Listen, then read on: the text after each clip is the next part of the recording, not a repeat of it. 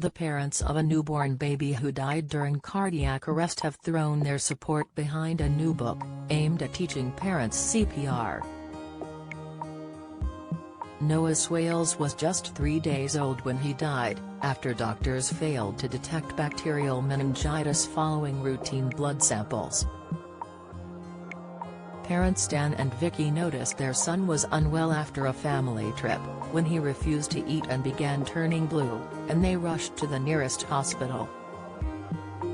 But, on the way, they noticed Noah wasn't breathing, and pulled over in a supermarket car park to start performing CPR.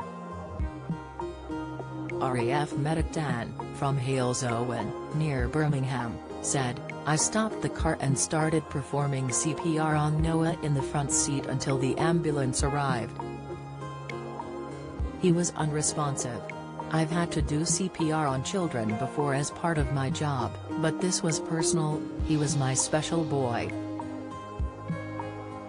A carer from the local retirement home came out to assist, with an ambulance arriving shortly after, but despite their best efforts, Noah passed away in his mother's arms several hours later.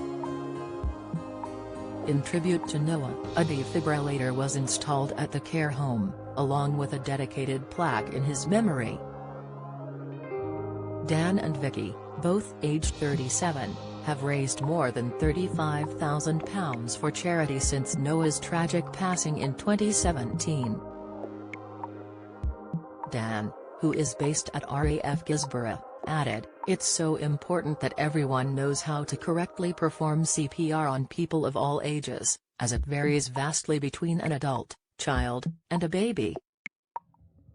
One way we can continue to remember Noah is through raising money for charity, and raising awareness of baby CPR."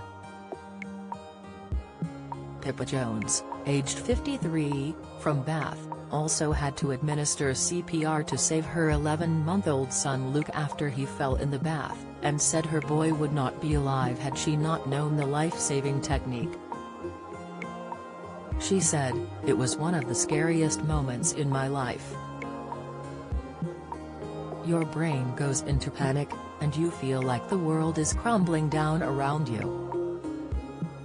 I am so lucky to have known how to deliver CPR to different ages, as I know it's something some parents lack knowledge of. I now have a healthy 26-year-old son. Baby CPR was crucial to that, and it is something I am so grateful for learning, and hope everyone has the opportunity to do the same. I know for an absolute fact, Luke would be dead if I hadn't known CPR." To help raise awareness of the issue, Resuscitation Council UK, RCUK, has produced a book, called Darren's Heart, to help parents and caregivers learn the basics of CPR for babies and children. It comes after a study found more than a third of new parents wouldn't feel confident performing CPR on their child. A survey of 1,000 parents and caregivers, with children aged up to 6, found just 15% feel they would know if their child was in cardiac arrest. As a result, 89% would welcome more help and information on baby and child CPR. James Cant, CEO at RUC, said, "Cardiac arrest in babies and children is not common, however, it can happen, for example through drowning, or swallowing a small item like a button battery. So, it's still crucial for parents, caregivers, and anyone who interacts with children, to know what to do in an emergency, and help save a child's life." There was also widespread confusion as to how often a defibrillator is needed for kids, ranging from 23% saying often, to 9% saying always, while only 4% said never. However, using a defibrillator for children is rarely needed. The research, carried out via one poll, found 2/3 rely heavily on books to help them in the first few months of parenthood. But 46% don't know of any resources which give them information on what to do if their child was choking on a small object.